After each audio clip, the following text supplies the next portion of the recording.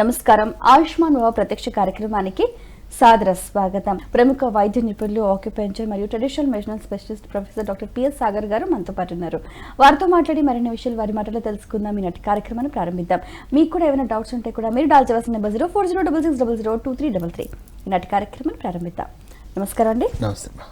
Okay doctor గారు, అసలు acupuncture అంటే ఏమిటి, ఆక్యుప్రెషర్ అంటే ఏమిటి, ఈ రెండింటికి మధ్య ఉన్న తేడా ఏమిటండి? ఒక్కటమ్మా, అంటే శరీరంలో మనకి 72,000 నాడులు నిరంతరం వాటిలో శక్తి అనేది ప్రవహిస్తూనే ఉండాలి. సో ఆ ప్రవాహంలో ఎక్కడైనా అంతరాయం కలిగినప్పుడే మనకి ఏదో ఒక రకమైన జబ్బు, అంటే ఇప్పుడు ఒక చోట రక్త ప్రసరణ సరిగా జరగట్లేదు, సో అక్కడ ఉన్న టిష్యూస్కి సరిగ్గా నరిష్మెంట్ దొరకక అవి డీజనరేట్ అయిపోవడం స్టార్ట్ అవుతూ ఉంటుంది. అలాగే నరాల వ్యవస్థలో ఒకవేళ అంతరాయం కలిగిందనుకోండి, అక్కడ శక్తి అనేది ప్రసరణ జరగక నరాలు వీక్ అయిపోతూ ఉంటాయి, పనితీరులో మార్పులు వస్తూ ఉంటాయి. అలా శరీరంలో ఎన్నో జీవక్రియలు అనేవి నిరంతరం జరుగుతూనే ఉంటాయి. సో నాడీ వ్యవస్థలో శరీరంలో ఎక్కడైనా ఎనర్జీ బ్లాకేజెస్ అనేది క్రియేట్ అయినప్పుడు మనం ఈ యాక్యుపంక్చర్, యాక్యుప్రెషర్ లాంటి వైద్య విధానాల్ని మనం ఉపయోగిస్తాం. అంటే ఇప్పుడు ఎక్కడైనా డ్రైనేజ్, పారుతున్న డ్రైనేజ్ బ్లాక్ అవుతే మనం ఏం చేస్తాము, వాటిని ఏదో చిన్న స్టిక్తోనో దేనితోనో మనం ఇలా తడుతూ ఉంటే ఆ బ్లాకేజ్ని క్లియర్ అవుతుంది. సో అలా శరీరంలో మనకి నిరంతరం ప్రవహిస్తున్న ఈ మర్మాలకి శరీరం మీద మనకు కొన్ని బిందువులు ఉన్నాయి, శక్తి బిందువులు, శక్తి కేంద్రాలు ఉన్నాయి. సో ఆ బిందువుల ద్వారా మనం స్టిమ్యులేట్ చేయడం వల్ల ఎన్నో రకాల జీవక్రియలను మనం స్టిమ్యులేట్ చేసిన వాళ్ళం అవుతాం. ఇప్పుడు సపోజ్ ఇక్కడ మనకు ఒక చోట బాగా నొప్పి ఉంది అనుకోండి, సో మనం ఇదంతా చెక్ చేస్తే ఎక్కడో ఒక చోట తీవ్రమైన నొప్పి ఉంటుంది, అంటే అక్కడ బ్లాకేజ్ ఉంది. సో ఆ బ్లాకేజ్లో మనం యాక్యుపంక్చర్ ట్రీట్మెంట్ ఇవ్వడం వల్ల మనం ఆ బ్లాకేజ్ మెల్లిగా తొలగి మళ్ళీ అక్కడంతా రీస్టోర్ అవుతుంది. అంటే ఇన్స్టెంట్ పెయిన్ మేనేజ్మెంట్కి కూడా ఈ వైద్యం చాలా పనికొస్తుంది. సో యాక్యుపంక్చర్, యాక్యుప్రెషర్కి డిఫరెన్స్ ఏంటి అని మనం మాట్లాడుకుంటే రెండు కూడా ఒకటే వైద్యం ఇది. కాకపోతే ఒకటి ఇన్వేజివ్, అంటే మనం గుచ్చడం, అంటే శరీరం లోపటికి, ఈ చర్మం లోపటికి మనము సూదుల ద్వారా లేదా కొన్ని రకాల ఎక్విప్మెంట్స్ ఉంటాయి, దాన్ని మనం గుచ్చడం ద్వారా చేసే వైద్యాన్ని మనం యాక్యుపంక్చర్ అంటాం. అంటే పంక్చర్ చేస్తున్నాం, స్కిన్ని పియర్స్ చేస్తున్నాం. అదే ప్రెషర్ అంటే ఓన్లీ ఒత్తిడి కలిగిస్తున్నాం. ఓకే, సో ఇప్పుడు మనం పేషెంట్స్ చూసుకుంటే అక్యూట్ కండిషన్స్, క్రానిక్ కండిషన్స్ లేదా మైల్డ్ హెల్త్ ప్రాబ్లమ్స్ ఉంటాయి. సో మనకి చిన్న చిన్న రోజు అంటే ప్రాథమిక చికిత్సలో వచ్చే సమస్యలు ఏముంటాయి, చిన్న చిన్న నొప్పులు, చిన్న చిన్నవే ఉంటాయి. సో వాళ్ళకి నేను సూదులు గుచ్చుతానంటే ఎవరు రారు. సో వాళ్ళకి ఏదో చిన్న యాక్యుప్రెషర్ చేస్తే సరిపోతుంది. వాళ్ళకి ఒక్కటో రెండో పాయింట్లు ఇలా వత్తగానే సెకండ్స్లో నొప్పులు తగ్గిపోతాయి. సెకండ్స్లో ఇమ్మీడియట్గా. అంటే ఎలా తగ్గుతుంది అనే దాని శాస్త్రీయంగా కూడా ఇప్పుడు అది నిర్ధారణ అయ్యింది. సో కరెక్ట్ యాక్యుప్రెషర్ పాయింట్ మీరు ఇలా ప్రెస్ చేయగానే బ్రెయిన్లో ఎండార్ఫిన్ అనే ఒక పవర్ఫుల్ పెయిన్ కిల్లర్ ఉంది. అంటే మనం వాడే పెయిన్ కిల్లర్స్ కంటే కూడా ఇది చాలా పవర్ఫుల్ అండ్ 7 సెకండ్స్లో ఇది యాక్టివేట్ అవుతుంది. సో కరెక్ట్ పాయింట్ నొక్కగానే మీకు ఇన్స్టెంట్గా తలనొప్పి, ఇన్స్టెంట్గా బాడీ పెయిన్ అనేది తగ్గిపోతుంది. అలాగే క్రానిక్ పెయిన్స్ మనం చూసుకుంటే, అంటే దీర్ఘకాలికంగా మనకి వ్యాధి వల్ల వచ్చినదో లేకపోతే ఏదైనా డ్యామేజ్ అయిపోయిందో, డీజనరేట్ అయ్యిందో, అలాంటి నొప్పులు తీవ్రంగా ఉన్న వాళ్ళకి పెయిన్ కిల్లర్ ఇచ్చినా పనికిరాదు. సో సమస్య జటిలంగా ఉంది. సో వాళ్ళకి ఎక్కువ పాయింట్స్ స్టిమ్యులేట్ చేయాల్సి ఉంటుంది అండ్ వాళ్ళు తట్టుకునే శక్తి సామర్థ్యాలు కూడా తక్కువ ఉంటాయి. ఇప్పుడు చిన్న ప్రాబ్లం ఉన్న వాళ్ళకి తట్టుకునే శక్తి ఉంది, సో వాళ్ళకి యాక్యుప్రెషర్ పాయింట్ ఒకటో రెండో వస్తాగానే ఇమీడియట్ రిలీఫ్ అయిపోతుంది. కానీ క్రానిక్ సమస్యలతో ఉన్న వాళ్ళకి, ఎగ్జాంపుల్ స్లిప్ డిస్క్ ప్రాబ్లం ఉంది, డిస్క్ బాగా జరిగిపోవడం వల్ల నరాలు బాగా ప్రెస్ అయిపోయి ఉన్నాయి. సో అలాంటి వాళ్ళకి మనం ఒత్తిడి కలిగించడం వల్ల తట్టుకునే శక్తి కూడా వాళ్ళలో ఉండదు. సో అలాంటి కండిషన్స్లో మనం సర్జరీకి వెళ్తాం. సో అలాంటి కండిషన్స్లో సర్జరీ అవాయిడ్ చేయొచ్చు. అక్యుపంక్చర్ నీడిల్స్ వెంట్రుక మందం సైజే ఉంటాయి, గుచ్చినట్టు కూడా తెలియదు. దాదాపు 99% కరెక్ట్ ఎక్స్పర్ట్స్ చేస్తే మీకు గుచ్చిన ఫీలింగ్ కూడా ఉండదు. సో ఎక్కడ ఏ నాడిలో అవి కరెక్ట్గా మనం ఇన్సర్ట్ చేసి అండ్ దానికి ఎలాంటి వైబ్రేషనల్స్ మనం ఇచ్చి అక్కడ నరాల మీద ఉన్న ఒత్తిడిని తగ్గించగలము, ఆ ప్రొసీజర్స్ మనం కరెక్ట్గా చేస్తే మెల్లిమెల్లిగా పేషెంట్కి ఆ పెయిన్ అనేది తగ్గిపోతుంది. అసలు ఏ డిజీజ్కైనా కారణం నర్వ్సే కదా సార్? అంటే ఏ డిసీజ్కైనా అంటే చెప్పలేము. అంటే నర్వ్స్ వాటి రెగ్యులర్ ఫార్మేషన్ కానీ రెగ్యులర్ వర్క్ ప్రోగ్రెస్ లేకపోతే ఆ పార్ట్ పనిచేయడం మానేస్తే దానికి సంబంధించి డ్యామేజ్ అలా జరుగుతుంది కదా కోర్స్ సార్? నరాల ప్రాబ్లంకి రక్త ప్రసరణలో బ్లాకేజెస్ కానీ ఇప్పుడు శక్తి అనేది అక్కడ ప్రసరించాలి. ఆ ప్రసరణ అనేది ఏ రకంగా అంతరాయం కలిగినా మనం ప్రతిదీ కోయాల్సిన అవసరం లేదు మనిషిని. ఆల్మోస్ట్ 90% మనకు వస్తున్న జబ్బులు చూసుకుంటే ఆరోగ్యానికి జీవనశైలి వ్యాధులే. సో జీవనశైలి వ్యాధులని సర్జరీ దాకా ఎందుకు తీసుకెళ్ళాలి అసలు? ఆది దశలోనే మనం ఇలాంటి వైద్యాల్ని మనం తీసుకుంటే సర్జరీ అవసరం లేదు. చిన్నగా ఉన్నప్పుడే దాన్ని కరెక్ట్ చేసేసుకోవచ్చు. అండ్ ప్రతిదీ మనిషిని కోయాల్సిన అవసరం కూడా లేదు. సో మనం ఇన్సర్ట్ చేసి నీడిల్స్ లోపల ఏ బ్లాకేజ్ ఉందో, ఎక్కడ నరం ప్రెస్ అయిపోయిందో, ఎక్కడ రక్త ప్రసరణ తగ్గిపోయిందో ఆ ప్రవాహాన్ని మళ్ళీ మనం నెలకొల్పవచ్చు. దానివల్ల అది మళ్ళీ పుంజుకుంటూ ఉంటుంది, వాటికి శక్తి వస్తుంది, నరం మీద ఉన్న బ్లాకేజెస్ పోతుంది. సో ప్రెషర్ అనేది తగ్గిపోతుంది, వాళ్ళకి ఆ పెయిన్ తగ్గిపోతుంది. సో క్రానిక్ కండిషన్స్లో మాత్రమే మనం అక్యుపంక్చర్ని వాడతాము. అక్యూట్ కండిషన్స్లో చిన్న ప్రాథమిక సంబంధించిన దశలో మనకి అక్యుప్రెషర్ సరిపోతుంది. ఓకే సార్, అసలు ఈ ఆక్యుపెంచర్ కానీ ఆక్యుప్రెషర్ అంటే ఈ వైద్య విధానంకి పుట్టుపూర్వోత్తరాలు ఏంటి సార్? అంటే ఎక్కడి నుంచి మొదలైంది, ఎవరి నుంచి మొదలైంది, ఎలా మొదలైంది? ఎస్ మా మంచి ప్రశ్న అడిగారు. యాక్చువల్గా చాలామందికి తెలుసుకోవాల్సిన విషయం ఇది. ఎందుకంటే ఇది వైద్యం పుట్టింది మన పూర్వీకులే కనిపెట్టారు. అంటే మనము సిద్ధ ఋషులు అంటాం కదా, సో వాళ్ళు నుంచి వచ్చిన విజ్ఞానమే ఇది అంటారు. సో మన పూర్వీకులు దీనికి పెట్టిన పేరు, అక్యుప్రెషర్కి పెట్టిన పేరు మర్మ చికిత్స. మర్మ చికిత్స అంటే మన శరీరంలో ఈ కేంద్ర బిందువులు ఏవైతే ఉన్నాయో, శక్తి కేంద్రాలు ఏవైతే ఉన్నాయో ఆ మర్మాలు, వాటికి చికిత్స ఇవ్వడమే మర్మ చికిత్స. సో మన పూర్వీకులు మనం మాట్లాడుకుంటే అగస్త్య మహర్షి, అంటే చరిత్ర చూసుకుంటే అగస్త్య మహర్షి దీన్ని ఆదిగా మనం చెప్పొచ్చు. ఆయన రాసుకున్న వాటిలో అయితే నాకు కార్తికేయ నుంచి నాకు వచ్చింది. కార్తికేయకి తన తల్లి పార్వతి నేర్పించింది, అండ్ పార్వతికి శివుడే నేర్పించాడు అని ఆయన రాసుకున్నాడు. ఆయన ద్వారా ఈ విజ్ఞానం అనేది ఆయన సిద్ధ ఋషులకి నేర్పించడం జరిగింది. అంటే ఎంతో పురాతనమైన వైద్య విధానమే. సో మన పూర్వీకుల పరంగా మనం చూసుకుంటే ఇప్పుడు కూడా మనం అప్పుడప్పుడు మూవీస్లో చూస్తూ ఉంటాం. భారతీయుడు స్పెషల్లీ మూవీలో మర్మ చికిత్సలో మర్మ కళ అని ఒకటి ఉంది. అంటే యుద్ధ కళ కూడా దీన్ని బేస్ చేసుకొని ఉంది, వైద్య కళ కూడా ఈ మర్మ విజ్ఞానాన్ని బేస్ చేసుకొని ఉంది. అంటే అప్పటి కాలంలో చాలా టెక్నికల్గా ఫైట్ చేస్తారు. ఇప్పుడు మనం కుంఫు, కరాటే ఇవన్నీ టెక్నికల్గా ఫైటింగ్. సో ఏ మర్మం మీద మిమ్మల్ని కరెక్ట్గా హిట్ చేస్తే ఎక్కువ కష్టం లేకుండానే ఎదుటివాడు పారలైజ్ అయిపోవచ్చు, చంపేయచ్చు, లేదా వాడిని నిర్వీర్యం చేయొచ్చు కొంత సమయం వరకు. సో ఆ విజ్ఞానం అనేది మనకి యుద్ధ కళలో కూడా వాడేవాళ్ళు. అండ్ ఆ మర్మాన్ని మర్మం బ్లాక్ అయిపోవడం వల్ల, ఎక్కడ ఎనర్జీ బ్లాక్ అయిపోవడం వల్ల వాడికి అనారోగ్యం వచ్చింది అని తెలుసుకొని ఆ మర్మాలను రిలీజ్ చేయడానికి కూడా ట్రీట్మెంట్ అనేది అప్పటి వాళ్ళకి అందరికీ ఇది ఒక కామన్ ఫెనామినా. ఇప్పుడు కూడా మనం చూసుకుంటే ఇప్పటి కూడా ఆ రిఫ్లెక్షన్ మనలో ఉంది. మీరు పెట్టుకుంటున్న బొట్టు ఏదైతే ఉందో అది కూడా ఒక మర్మమే. మనకి పిట్యూటరీ గ్లాండ్ మనకి యాక్టివేట్ చేయడానికి మనకి కుంకుమ రాయి ఏదైతే ఉందో, దాంట్లో ఏదైతే మెర్క్యూరీ ఉందో అది స్టిమ్యులేట్ అవ్వడానికి మనకు అది పెట్టుకున్నాం. సో మన కల్చర్లో కూడా అది ఎంబెడ్ అయి ఉంది. సో మనం పెట్టుకున్న కమ్మలు ఏవైతే ఉన్నాయో ఇక్కడ చాలా కీలకమైన పాయింట్, మన కంటి చూపుకు సంబంధించిన చాలా కీలకమైన మర్మం ఉంది. అది స్టిమ్యులేట్ అవ్వడం వల్ల మన కంటి చూపు అనేది బ్రహ్మాండంగా ఉంటుంది.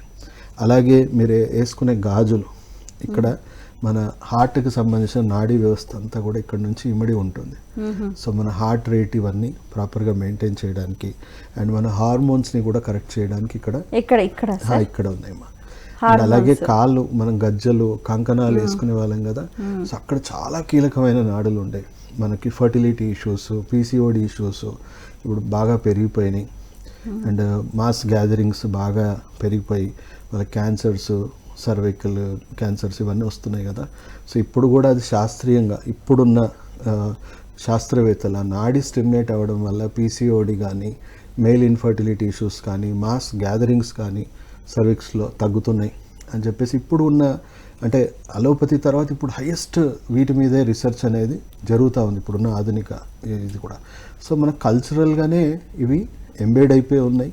అండ్ ఈ వైద్యం పుట్టిందైతే ఇండియాలోనే, అప్పటి యూనివర్సిటీస్ ద్వారా వేరే దేశాలు ఎస్పెషల్లీ ఏషియా కంట్రీస్లో చైనా కానీ, బర్మా, శ్రీలంక వీళ్ళందరూ నేర్చుకున్నారు. బుద్ధిజం ద్వారా ఈ విజ్ఞానం అనేది వ్యాప్తి చెందింది. కానీ అన్ఫార్చునేట్లీ మన ఫారెన్ ఇన్వేడర్స్ మన భారతదేశం మీద దాడి చేసి ఆ విజ్ఞానాన్ని మనకు ఆల్మోస్ట్ చెప్పాలంటే పుస్తకాలు తగలబెట్టడము అండ్ ఈ వైద్యం గురించి నేర్పించే వాళ్ళని చంపేయడము, అంటే విజ్ఞానం అనేది ఇంకా పాస్ అవ్వడం అనేది తగ్గిపోయింది.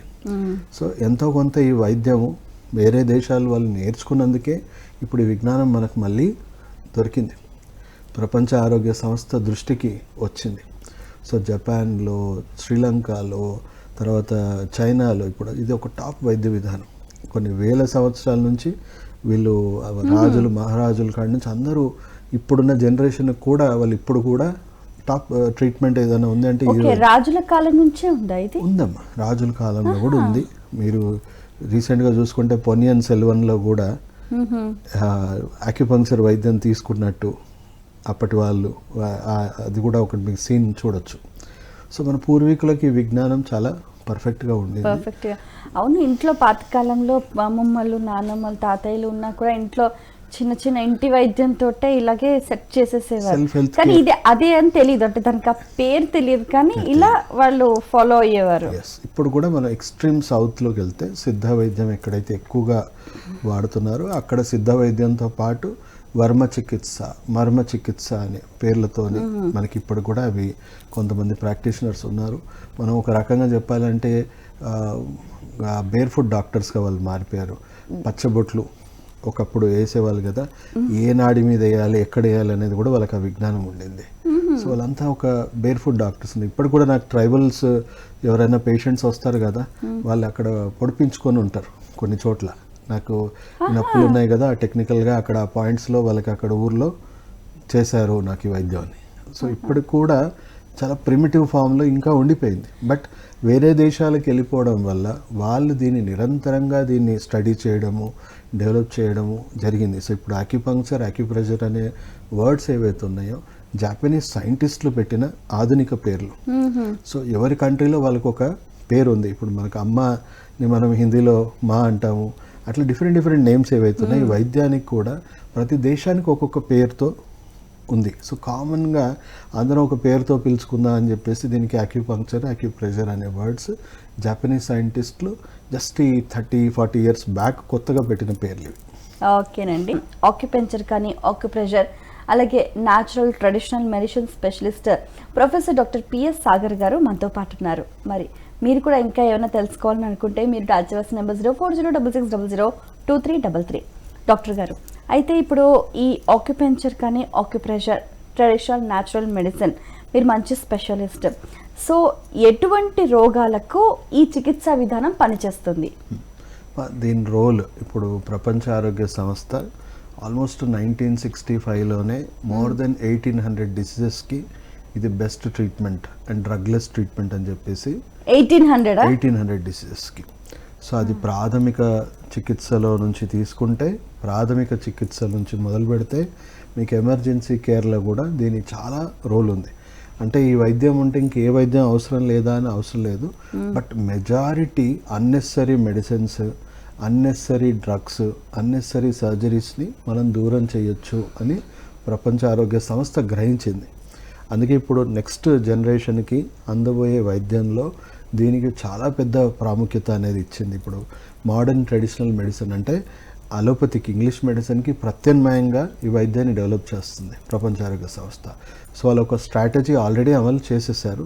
2014 to 2025 లోపు ఎమర్జెన్సీ కేర్లో కూడా, ప్రాథమిక చికిత్స నుంచి ఎమర్జెన్సీ కేర్లో కూడా ఈ అక్యుపంక్చర్ లాంటి మోడర్న్ ట్రెడిషనల్ మెడిసిన్స్ని కంప్లీట్గా దీంట్లో ఇండల్జ్ చేసి మనిషికి unnecessary antibiotics, unnecessary medicines, unnecessary సర్జరీస్ని తగ్గించవచ్చు. ఎలా తగ్గించవచ్చు? ఇప్పుడు ప్రాథమిక చికిత్సలో మీకు చిన్న చిన్న నొప్పులు కానీ, చిన్న చిన్న అనారోగ్యాలు ఏవైతే ఉన్నాయో అక్కడే మనకి ఏమిస్తున్నారు? యాంటీబయాటిక్స్, పెయిన్ కిల్లర్స్ అవి మొదలు పెట్టేస్తున్నారు. సో దానివల్ల శరీరంలో చాలా రకాల అనారోగ్యాలు ఉన్న రోగం తగ్గేది కాదు, సిమ్టమ్స్కి మాత్రమే మనం ఇంగ్లీష్ మెడిసిన్స్ ఇస్తూ ఉంటాం. సో దానివల్ల యాంటీబయాటిక్ రెసిస్టెన్స్ రావడము, ఇంకా రోగాలు జటిలంగా మారడము, అండ్ మెల్లమెల్లగా అది ప్రోగ్రెస్ అవ్వడం జరుగుతూ ఉంటుంది. సో అక్కడే మనము న్యాచురల్ ట్రెడిషనల్ మెడిసిన్స్ అంటే హర్బల్ యాంటీబయాటిక్స్, యాంటీబయాటిక్ కంపల్సరీ వాడాల్సిన చోట హర్బల్ యాంటీబయాటిక్స్తో రీప్లేస్ చేయడము, చిన్న చిన్న పెయిన్స్, చిన్న చిన్న ఇష్యూస్ ఉన్నప్పుడు మనము అక్యుప్రెషర్ని వాడుకోవడం వల్ల చాలా మటుకు చిన్న చిన్న నొప్పులు ఏ మెడిసిన్ అవసరం లేకుండా సెకండ్స్లో తగ్గించేయచ్చు. ఓకే, బీపీ షుగర్ లాంటివి కూడా పోతాయండి? ఎస్, బీపీ షుగర్ అనేవి జీవనశైలి వ్యాధులు.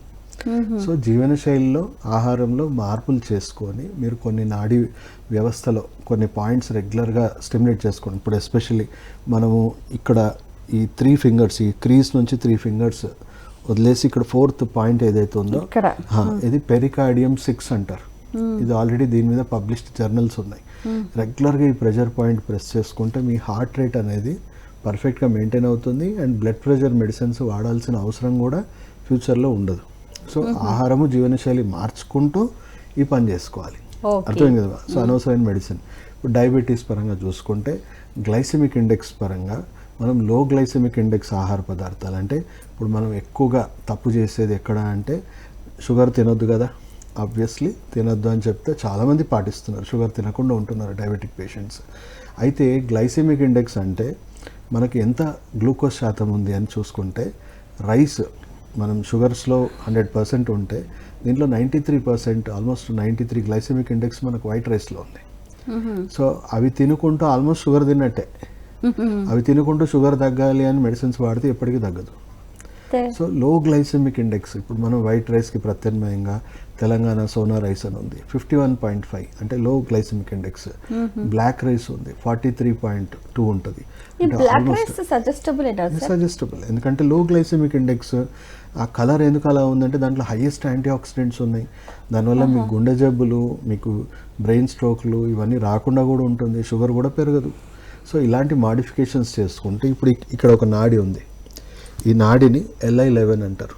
ఈ పాయింట్ని రెగ్యులర్గా మీరు స్టిమ్యులేట్ చేసుకుంటే ఇది హోమియోస్టాసిస్ పాయింట్. అంటే మీ హార్మోనల్ ఇంబ్యాలెన్సెస్ అన్నీ కూడా మళ్ళీ కరెక్ట్ అవుతూ ఉంటాయి మెల్లిగా. సో అలా మనం ప్రాథమిక చికిత్సలో దీర్ఘకాలిక వ్యాధుల్లో కూడా ఈ అక్యుప్రెషర్ రోల్ అనేది ప్రతి చోట ఉంది. ఓకే, అంటే ఇప్పుడు ఒక డిజీజ్ వచ్చిన తర్వాత వెన్ ఎ పర్సన్ రీచెస్ మీ దగ్గర వచ్చి వాళ్ళు కన్సల్ట్ అయిన తర్వాత ఎంత కాలంలో తగ్గే అవకాశం ఉంటుంది? ఇప్పుడు ఒక పేషెంట్కి యాక్సిడెంట్ అయ్యింది, పెద్ద దెబ్బలు తగిలాయి, ఎక్కువ టైం పడుతుంది రికవర్ అవ్వడానికి. చిన్న దెబ్బలు తగిలాయి, తక్కువ టైం. ఇంకా చిన్నవైతే ఇంకా తక్కువ టైం. ఓకే. సో ప్రాథమిక దశలో చాలామంది రావట్లేదు, ఎందుకు అవగాహన లేదు. ప్రాథమిక దశలోనే ఈ వైద్యం తీసుకుంటే ఒక్క దశలోనే దాన్ని తుంచేయచ్చు. అంటే వీళ్ళకి ఏంటంటే ఒక రకమైన అపోహ, అవగాహన ఏంటంటే అక్యుప్రెషర్ స్లోగా, స్టడీగా, నెమ్మదిగా ఉంటుంది. ఇప్పుడు అర్జెంట్ కేసెస్, ఇమీడియట్ కేసెస్కి ఇది ఆప్షన్ కాదేమో అని అనుకుంటూ ఉంటారు. నిజమేనంటారా? దాన్ని చాలా క్లియర్గా మీకు చెప్పాల్సిన అవసరం ఉంది. దీనంత ఫాస్ట్ వైద్యం పుట్టలేదు. ఫాస్ట్ వైద్యం సెకండ్స్లో పెయిన్ తగ్గించవచ్చు. ఇప్పుడు సెకండరీ హెల్త్ కేర్ కండిషన్, దీర్ఘకాలిక వ్యాధులు ఉన్నాయి, వాళ్ళు జీవితాంతం మందులు వాడాలి అక్కడ. అర్థమైంది కదమ్మా? ఇక్కడ జీవితాంతం వాడాల్సిన అవసరం లేదు. ఒక అక్యూట్ కండిషన్ అయితే 6 months, క్రానిక్ అయితే 6 to 12 months లో వాళ్ళు మళ్ళీ రివర్స్ చేసుకోవచ్చు ఆ కండిషన్. ఎమర్జెన్సీలో మీరు అన్నట్టు ఎమర్జెన్సీలో ఇది పనికిరాదు అన్న వాళ్ళకి కూడా ఎమర్జెన్సీలో దీన్ని ఎలా అడాప్ట్ చేయాలనేది WHO ఆల్రెడీ డెవలప్ కంట్రీస్లో ఆప్షన్స్ ఇస్తున్నారు. ఇప్పుడు మీకు అక్యుపంక్చర్ అనస్థీషియా అని ఒక సబ్జెక్ట్ ఉంది. మీ శరీరంలో కొన్ని నాడులని అక్యుపంక్చర్ ద్వారా స్టిమ్యులేట్ చేస్తే మీ శరీరంలో ఏ సర్జరీ అయినా చేయొచ్చు వితౌట్ అనస్థీషియా. సో ఇప్పుడు అక్యుపంక్చర్ అనస్థీషియా అనేది ట్రెండింగ్ డెవలప్ కంట్రీస్లో. ఎందుకు? వాళ్ళకి అనవసరమైన మెడికేషన్ ఎమర్జెన్సీలో కూడా వాడాల్సిన అవసరం ఉండదు, పెయిన్ కిల్లర్స్ వాడాల్సిన అవసరం ఉండదు, యాంటీబయాటిక్స్ కూడా ఎక్కువగా వాడాల్సిన అవసరం ఉండదు. సో వాళ్ళు క్లియర్గా పేషెంట్స్కి 2 ఆప్షన్స్ ఇస్తున్నారు. ఇక్కడ మీకు ఖర్చు తక్కువ, సక్సెస్ రేట్ ఎక్కువ ఉంది, మీరు ఈ ఆప్షన్ తీసుకుంటారా, డ్రగ్ ఆప్షన్ తీసుకుంటారా అంటే మెల్లిమెల్లిగా దీని మీద ఎక్కువ ఆప్షన్స్ పెరుగుతుంది. మీరు యూట్యూబ్లో కొట్టండి అక్యుపంక్చర్ అనస్థీషియా అని కొట్టండి. 7-8 years బ్యాక్ నుంచే అమెరికా లాంటి దేశాల్లో కూడా ఇవి స్టార్ట్ అయిపోయాయి. అండ్ ఇప్పుడు ఏమంటారు, painless delivery. Okay. So breech correction కూడా కొన్ని నాడులను స్టిమ్యులేట్ చేస్తే పేషెంట్ బిడ్డ అడ్డం తిరిగింది అనే కండిషన్స్ కూడా బ్రీచ్ కరెక్షన్ చేయొచ్చు అండ్ డెలివరీ పెయిన్లెస్గా చేయొచ్చు. సో ఆల్రెడీ అది కూడా ఇప్పుడు ట్రెండ్ అనేది స్టార్ట్ అయింది. ఎందుకంటే పెయిన్లెస్ డెలివరీస్, అది కూడా న్యాచురల్ డెలివరీస్ అంటే జనాలకి ఇంకా ఆకర్షణ చాలా ఎక్కువ. అసలు అది మెయిన్ పెయిన్లెస్ డెలివరీ అనేది ఇట్స్ మేజర్ ట్రెండింగ్. ఇప్పుడు దానిది కూడా ఇప్పుడు విపరీతంగా క్రేజ్ పెరుగుతూ ఉంది. అండ్ స్ట్రోక్ లాంటివి కూడా వచ్చినప్పుడు ఎంబడి ట్రీట్మెంట్ ఎమర్జెన్సీ కేర్లో ఇవ్వడం వల్ల 10-15 రోజుల్లోనే పేషెంట్ నడుచుకుంటూ ఇంటికి వెళ్ళిపోవచ్చు నార్మల్గా. Heart stroke, brain stroke and heart attack వచ్చిన వాళ్ళకి కూడా కొంతవరకు ట్రీట్మెంట్ ఉంది. ఈ మధ్య డాక్టర్ గారు చాలా మంది సడన్ గా ఉన్నట్టుండి హార్ట్ అటాక్ తో చచ్చిపోతున్నారు. అంటే సడన్ గా ఈ మధ్య చాలా కేసెస్ ఎందుకు అవుతుంది అనేది రీజన్ చెప్తాను. సో ఇప్పుడు మనకి ఏం లేదమ్మా, ఇన్ఫ్లమేషన్ ఎక్కువైపోయింది, స్ట్రెస్ ఎక్కువైపోయింది. సో ఆ ఇన్ఫ్లమేషన్ స్ట్రెస్ అంతా కూడా మనకి దానివల్ల బాగా టాక్సిసిటీ పెరిగి రక్తనాళాలన్నిటి కూడా కుచించుకుపోతూ ఉన్నాయి, డీహైడ్రేట్ అయిపోతూ ఉన్నాయి. సో దాని ద్వారా రక్త ప్రసరణ అనేది బ్లాక్ అయిపోవడం, ష్రింక్ అయిపోవడం వల్ల ఏం చేస్తున్నారు, స్టంట్లు వేస్తున్నారు. వాళ్ళకి స్టంట్ వేసి మళ్ళీ దాన్ని ఎక్స్పాండ్ చేస్తున్నారు, మళ్ళీ ఇంకో చోట అలాగే అవుతుంది. సో ఇప్పుడు ఆహారము జీవన శైలిని మార్చుకోవాలి ఫస్ట్ థింగ్. అక్యుపంక్చర్లో ఒక టెక్నిక్ ఏముందంటే రెగ్యులర్గా ఇది ఇలా పెట్టుకొని రోజు ఇక్కడ ట్యాపింగ్ చేసుకోవాలి. రోజు ఒక 10-15 సార్లు ఇలా ట్యాప్ చేసుకోవాలి. ఇక్కడ ట్యాప్ చేసుకోవాలి, ఇక్కడ ట్యాప్ చేసుకోవాలి. అర్థమైంది కదమ్మా? అలాగే 2 సైడ్స్. సో రెగ్యులర్గా చేయడం వల్ల నైట్రిక్ ఆక్సైడ్ ఉత్పత్తి ఈ రక్తంలో పెరిగి రక్తనాళాలన్నీ ఎక్స్పాండ్ అవ్వడం అండ్ హార్ట్ రేట్ అనేది పర్ఫెక్ట్గా మెయింటైన్ అవ్వడం. సో రెగ్యులర్గా ఇది చేయడం వల్ల మీరు హార్ట్ అటాక్స్ కూడా ప్రివెంట్ చేయొచ్చు. అంటే 10లో 8 మందికి రాకుండా చేయొచ్చు. అండ్ ఆల్రెడీ వచ్చిన వాళ్ళకు కూడా ఇప్పుడు మనకు హార్ట్ అటాకే వచ్చింది సడన్గా. సో అన్ని వేళలా అదృష్టవంతులు ఉండరు కదా సిపిఆర్లు ఇవ్వడానికి, ఇంకొకరు ఉండకపోవచ్చు. సో మీకు మీరే గట్టిగా ట్యాప్ చేసుకోవడం వల్ల చాలామంది హార్ట్ మళ్ళీ సెల్ఫ్ సిపిఆర్ అయిపోతుంది. సో అలా వాళ్ళకి first of all self CPR కి అదొక ప్రాక్టీస్ అన్నట్టు. సో చాలామంది నాకు పేషెంట్స్ చెప్పారు, నాకు సార్ మీ వీడియో చూసి నాకు హార్ట్ అటాక్ వచ్చింది, నేను హాస్పిటల్కి వెళ్తా నేను ట్యాప్ చేసుకుంటూ వెళ్ళాను, వెళ్ళేలోపే నాది క్లియర్ అయిపోయింది, నాకు హార్ట్ అటాక్ వచ్చిందని కన్ఫర్మ్ అయింది, బట్ అది రికవర్ కూడా అయిపోయింది. సో చాలామంది మన వీడియో ఒకటి విపరీతంగా వైరల్ అయింది. సో హార్ట్ అటాక్స్ని ఎలా ప్రివెంట్ చేయాలి అనే వీడియో. సో అది చూసి పాటించి నాకు ఫోన్ చేసి థ్యాంక్ యూ చెప్పిన వాళ్ళు కూడా చాలామంది ఉన్నారు. సో ప్రివెంట్ చేయొచ్చు. ఆబ్వియస్లీ ఆహారం జీవన శైలి ఇవైతే మార్చుకోవాల్సిందే. మార్చుకుంటూ ఇవి పాటిస్తే ఇది నెంబర్ 1 కిల్లర్, సైలెంట్ కిల్లర్ అంటారు. వచ్చేదాకా వెయిట్ ఎందుకు చేయాలి, ఫస్ట్ రాకుండా ప్రొయాక్టివ్గా ఉండండి. అండ్ వచ్చాక ఇవి మీరు చిన్న చిట్కాలు, ఎందుకంటే ఆబ్వియస్లీ హాస్పిటల్కి వెళ్ళాలి. హాస్పిటల్ వెళ్ళే ముందు మీకు మీరు చేసుకోవాల్సిన వైద్యం నేర్చుకోవాలి కదా, సెల్ఫ్ కేర్ అయితే తీసుకోవాలి. సార్ ఇప్పుడు ఈ ఆక్యుప్రెషర్ ట్రీట్మెంట్ ఎవరైతే తీసుకుంటారో అంటే ఒకసారి తీసుకున్న తర్వాత అదే డిజీజ్ మళ్ళీ వచ్చే అవకాశం ఉంటుందా? మంచి ప్రశ్న అడిగారమ్మా. ఇప్పుడు ప్రపంచం మొత్తం కూడా WHO అండ్ యునైటెడ్ నేషన్స్ ఈ ట్రెడిషనల్ వైద్యాలని అన్నీ కూడా ముందుకు తీసుకెళ్ళాలి. ఎందుకు? సస్టైనబిలిటీ అంటే మన వల్ల మన శరీరంలో ఉన్న ప్రకృతి కూడా పాడవద్దు అండ్ మన చుట్టూ ఉన్న ప్రకృతి ఎన్వైరన్మెంట్ కూడా పాడవద్దని. సో సస్టైనబుల్ రిజల్ట్ కావాలి అని ప్రతి ఒక్కరికి ఇప్పుడు ఉంది. ఇప్పుడు ప్రతి ఒక్కరు నేర్చుకోవాల్సింది ఏంటంటే సెల్ఫ్ హెల్త్ కేర్. మీకు చెప్పినట్టు 90% రోగాలు మనకి జీవన శైలి సంబంధించిన వ్యాధులే. అర్థమైంది కదమ్మా? అంటే మనకి తెలియక మన ఆహారము, మన జీవన శైలి, మన మానసిక ఒత్తిడి వల్ల మనకి ఇవన్నీ వస్తున్నాయి. సో నా పని ఎంతవరకు పూర్తిగా సర్వీసింగ్ చేసి పేషెంట్ని మళ్ళీ నార్మల్ హెల్త్కి జస్ట్ ఫుడ్తోనే మీ ఆరోగ్యాన్ని మెయింటైన్ చేసే పరిస్థితికి తీసుకొచ్చే పని నాది. తీసుకొచ్చాక దాని బాధ్యత ఎవరిది? మెయింటైన్ చేయాల్సిన బాధ్యత పేషెంట్. సో ప్రతి పేషెంట్కి, నా దగ్గర వచ్చే ప్రతి పేషెంట్కి కొన్ని బుక్స్ నేనే ప్రింట్ చేసి స్పెషల్గా ఇస్తాను అండ్ వాళ్ళకి స్పెషల్ ట్రైనింగ్ ఇస్తాను. 90% డిసీజెస్ రాకుండా మీకు మీరు తీసుకోవాల్సిన day to day self health care ఏంటి, స్ట్రెస్ మేనేజ్మెంట్ ఏంటి, మీ జీవన శైలిలో మార్పులు ఏం చేసుకోవాలి. ఎందుకు 90% రోగాలు రావద్దు, దాంట్లో మీకు వచ్చిన రోగం మళ్ళీ తిరిగి రావద్దు. సో అది చాలా మటుకు ఇప్పటి వరకు అయితే సక్సెస్ అయ్యాను. 30-40 ఇయర్స్ నుంచి సఫర్ అవుతున్న పేషెంట్స్ కూడా శస్త్రచికిత్స తప్ప ఇంకో ఆప్షన్ లేదన్న వాళ్ళకు కూడా తగ్గి 10-17 సంవత్సరాలు దాటినా కూడా వాళ్ళకి మళ్ళీ చిన్న అనారోగ్యాలు రాలే. ఓకేనండి. కార్యక్రమంలో పాల్పంచుకోవడానికి మనతో పాటు ఉన్నారు ప్రముఖ వైద్య నిపుణులు, acupuncture, acupressure, traditional medicine specialist professor doctor PS Sagar గారు. అలాగే మీకు కూడా ఇంకేమైనా సందేహాలు ఉన్నా కూడా మీరు డయల్ చేసిన నెంబర్ 0406600333. సార్, అసలు ఈ చికిత్సా విధానం అనేది ఎలా ఉంటుందండి? ఏం లేదమ్మా, అంటే డెఫినెట్లీ ఫస్ట్ పేషెంట్ హిస్టరీ తీసుకుంటాం, పూర్వోత్తరాలన్నీ తీసుకుంటాం, వాళ్ళ ఆహారము, జీవనశైలి ఇవన్నిట్లో ఏంటి, ఎందుకంటే చాలా మటుకు ఇవన్నీ జీవనశైలి వ్యాధులే మనం చూసుకుంటే. సో ఫస్ట్ వాళ్ళ ఆహారము, జీవనశైలి ఏంటి, అండ్ వాళ్ళకి ఇప్పుడున్న సిమ్టమ్స్ ఏంటి, ప్రజెంట్ సిమ్టమ్స్ ఏంటి, అండ్ దాని రూట్ కాజ్ ఏంటి, ఇవన్నీ కంప్లీట్గా brief history and disease root cause అనేది ప్రాపర్గా అసెస్మెంట్ చేస్తాం. చేసి పేషెంట్కి ఒక ప్రోటోకాల్ ఇస్తాం. సో మీరు ఇంకా డిసీజ్ పెంచకుండా ఉండడానికి, అంటే మా ట్రీట్మెంట్లో ఫస్ట్ మేము చూసేది ఏంటంటే prevention, cure, motive of the treatment. అంటే ఇంకొక స్టేజ్ పెరగకూడదు, ఇక్కడికి ఆగిపోవాలి, అండ్ జరిగిన డ్యామేజ్ ఎంత అయితే అంత రీజనరేషన్, రీహాబిలిటేషన్ జరిగి పేషెంట్ మళ్ళీ నార్మల్ స్టేజ్కి వచ్చేయాలి. అర్థం కదమ్మా? అదే ఇంగ్లీష్ మెడిసిన్ మోటివ్ ఏంటి? No prevention, no cure, just సిమ్టమ్స్ని మేనేజ్ చేయాలి, డిసీజ్ ప్రోగ్రెస్ అవ్వాలి, రియాక్టివ్గా పూర్తిగా డ్యామేజ్ అయిపోయాక సర్జికల్ మేనేజ్మెంట్ చేయాలి. సో దానివల్ల పేషెంట్ జీవితాంతం పేషెంట్గానే ఉండాలి. సో దీంట్లో ప్రివెన్షన్ అండ్ క్యూర్, మీరు ఎంత అర్లీగా వస్తే అంత మంచిది. లేట్ వచ్చిన వాళ్ళకు కూడా మనం రికవర్ చేయగలుగుతున్నాం. అంటే అర్లీగా వస్తే చాలా మటుకు మనం పెద్దగా అవనివ్వం కదా. సో ప్రివెన్షన్, క్యూర్ పరంగా ప్రోటోకాల్స్ ఉంటాయి. సో మీ ఆహారంలో, జీవన విధానంలో మీరు చేస్తున్న మిస్టేక్స్ ఏంటో అవి వెంబడే కరెక్ట్ చేయమని చెప్తాం. దానివల్ల డిసీజ్ ప్రోగ్రెస్ అనేది ఆగిపోతుంది. బాడీలో ఉన్న ఫంక్షనల్ డిఫెక్ట్స్ కనుక్కుంటాం. దేనివల్ల ఈ డ్యామేజ్, అంటే సిస్టంలో ఇప్పుడు ఆటో ఇమ్యూన్ డిసార్డర్స్ వచ్చాయి, ఇమ్యూనిటీ మారిపోయింది, పూర్తిగా వ్యతిరేకంగా వర్క్ చేస్తుంది, లేదా హార్మోనల్ వ్యవస్థ మ్యాల్ ఫంక్షన్ అయింది, లేదా ఆర్గన్ సిస్టమ్స్ ఏదైనా డ్యామేజ్ అయ్యి పనితీరులో మార్పు వచ్చింది. దానివల్ల కన్సిస్టెంట్గా వాళ్ళకి డ్యామేజ్, డిఫెక్ట్స్ అనేవి పెరుగుతూనే ఉంటాయి. సో వాటిని మనం దానికి సరిపడే హెర్బల్ మెడిసిన్స్ కానీ లేదా ఫంక్షనల్ మెడిసిన్స్ కానీ ఇచ్చి ఆ ఫంక్షనల్ డిఫెక్ట్స్ని కూడా కరెక్ట్ చేస్తాం. దానివల్ల ఇంకా స్ట్రక్చర్లో జరిగే డ్యామేజ్ అంతా ఆగిపోతుంది.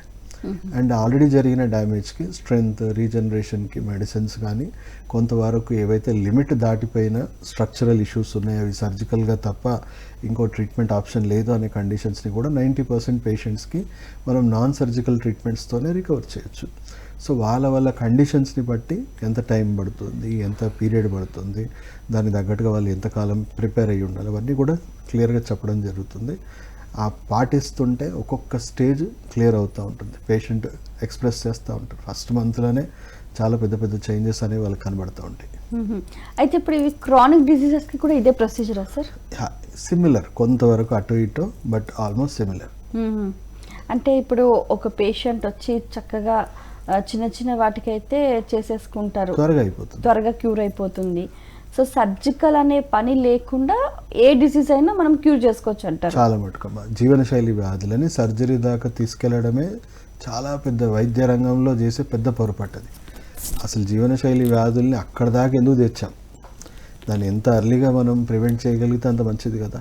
ఓకే, వచ్చింది, ఒకవేళ 90% కండిషన్స్ని మనం నాన్ సర్జికల్గా ట్రీట్ చేసి మనం తగ్గించే అవకాశం ఉన్నప్పుడు ఎందుకు సర్జికల్గా వెళ్ళాలి? సో WHO కూడా ఏం చెప్తుందంటే, ఇప్పుడున్న సర్జన్స్కి, ఆర్థోపెడికో లేకపోతే రొమాటాలజిస్టో వీళ్ళందరికీ ఏం చెప్తుందంటే, మీ దగ్గరే ఈ వైద్య సంబంధించిన స్పెషలిస్టులని పెట్టుకోండి, ఎందుకంటే మీ దగ్గరే పేషెంట్స్ వస్తున్నారు కదా. సో వాళ్ళకి అన్నెసరీ పెయిన్ కిల్లర్స్ ఇచ్చి వాళ్ళ కిడ్నీలు పాడు చేయకండి, స్టెరాయిడ్స్ ఇచ్చేసి వాళ్ళ సిస్టమ్ని పాడు చేయకండి, ఎందుకంటే అది దాంట్లో ప్రివెన్షన్ లేదు, క్యూర్ లేదు. సో వాళ్ళకి ఈ వైద్యము మీరే ఒక 3 నెలలు తీసుకోమని చెప్పేసి మీరే రికమెండ్ చేయండి. దానివల్ల 10లో 9 మందికి ఎలాంటి డ్రగ్, ఎలాంటి శస్త్రచికిత్స అవసరం లేకుండానే వాళ్ళు క్యూర్ అయిపోతారు అని వాళ్ళ దగ్గరే ఈ డిపార్ట్మెంట్ పెట్టుకోమని చెప్తుంది. అండ్ చాలామంది డాక్టర్స్ ఇప్పుడు కొన్ని ప్రోటోకాల్స్ నేర్చుకొని వాళ్ళ వైద్యంలో అమలు చేయడం అనేది కనబడుతూ ఉంది. ఇప్పుడు డయాబెటాలజిస్ట్ని చూసుకుంటే వాళ్ళు ఇప్పుడు మేము చెప్పినట్టు, మేము 10-15 సంవత్సరాల నుంచి చెప్తున్నది ఇప్పుడు వాళ్ళు చెప్పడం స్టార్ట్ చేశారు. సో ఏం తినాలి, ఏం తినకూడదు అని ఒక న్యూట్రిషనిస్ట్, ఎందుకంటే వాళ్ళ సిలబస్లో లేదు. సో మెయిన్గా మనం డైట్ నుంచే మొదలు పెట్టాలంటారు. ఆబ్వియస్లీ మీకు హెల్త్ ఫౌండేషన్ అనేది డైట్. ఏ టైంకి తినాలి, జీవనశైలిని ఎలా పాటించాలి, స్ట్రెస్ మేనేజ్మెంట్, స్లీప్ కూడా మెయిన్ ఎఫెక్ట్ చూపిస్తుందా అండి? ఆబ్వియస్లీమా, మీకు మొత్తం బాడీ సెల్ఫ్ రీజనరేషన్, రిపేర్ చేసుకునే టైమే మీ స్లీప్లో. అండ్ ఏ టైంలో అంటే ఆ టైంలో పడుకుంటే మీకు ఆ రీజనరేషన్ రికవరీ అనేది జరగదు. పర్టికులర్గా ఆర్గన్ సెరికాడియన్ క్లాక్ అని ఉంటుంది. సో ఏ టైంలో ఏ ఆర్గన్ డామినెంట్గా మీ బాడీలో ఫంక్షనాలిటీ ఉంటుంది అనేది. So especially 9 o'clock to 11 o'clock me hormonal వ్యవస్థ, మీ మెటబాలిజం అనేది రిపేర్ జరుగుతూ ఉంటుంది. నిద్రలో ఉంటేనే, నిద్ర లేకపోతే జరగదు. సో 11 to 2 వరకు మనం చూసుకుంటే గ్యాల్ బ్లాడర్, లివర్ యాక్టివిటీ ఉంటుంది. అలాగే మనం 3 to 4 వరకు చూసుకుంటే, 3 to 5 వరకు చూసుకుంటే లంగ్స్ బాగా క్లీన్ చేస్తూ ఉంటుంది. మీ బాడీలో కార్బన్ అక్యుములేషన్ అంతా క్లియర్ చేస్తూ ఉంటుంది. And 5 to 7 me large intestine బాడీలో అంతా వేస్ట్ని బయటికి తీసేయాలి. సో ఇదంతా మీరు ప్రాపర్గా నిద్రపోతేనే ఇవన్నీ రిపేర్ అనేది జరిగేది. ఇలా ప్రొసీజర్లో పర్ఫెక్ట్గా జరుగుతుంటుంది. సెల్ఫ్ మెయింటెనెన్స్ అనేది ప్రాపర్గా జరుగుతుంది. సో దాన్నే సెరికాడియన్ క్లాక్ అంటాము. మన పూర్వీకులు మనం ఏ టైంకి లేవాలి, ఏ టైంకి పడుకోవాలి, ఏ టైంకి తినాలి అనేది చెప్పిన ఆ విజ్ఞానం ఇప్పుడు అమెరికాలో 4 శాస్త్రవేత్తలు వాటి మీద రీసెర్చ్ చేసి నోబెల్ గ్రహీతలు కూడా అయ్యారు ఇప్పుడు వాళ్ళు. సో ఇప్పుడు ఆ విజ్ఞానం ఇప్పుడు ప్రతి ఒక్కరు శాస్త్రీయంగా తెలుసుకోవాల్సిన అవసరం ఉంది. ఎందుకంటే దానివల్ల మీకు ఆల్మోస్ట్ అంటే ఈ జీవన విధానంలో మనం దాన్ని కరెక్ట్గా మనం పాటిస్తే, వాళ్ళు చెప్తున్నారు శాస్త్రవేత్తలు, మన కామన్ కోల్డ్ టు క్యాన్సర్ వరకు రావడానికి ఈ సెరికాడియన్ క్లాక్ని మనం సరిగ్గా ఫాలో అవ్వకపోవడమే. బాడీని అంటే ఇప్పుడు మన ఆర్గన్స్, మన సిస్టము పుట్టినప్పటి నుంచి చనిపోయేదాకా అది సిస్టమేటిక్గా దానిపైనే చేసుకుంటూ పోవాలి. దానికి విరుద్ధంగా మనం ఎప్పుడు చేస్తామో అప్పుడే మన బాడీలో డిసీజ్ తగ్గిముఖం పడుతుందంటారు. అంతే కదా. ఓకేనండి, మీ అమూల్యమైన సమయాన్ని కేటాయించి ఎన్నో విషయాలు వివరంగా మా అందరికీ తెలియజేసినందుకు ధన్యవాదాలు. Thank you.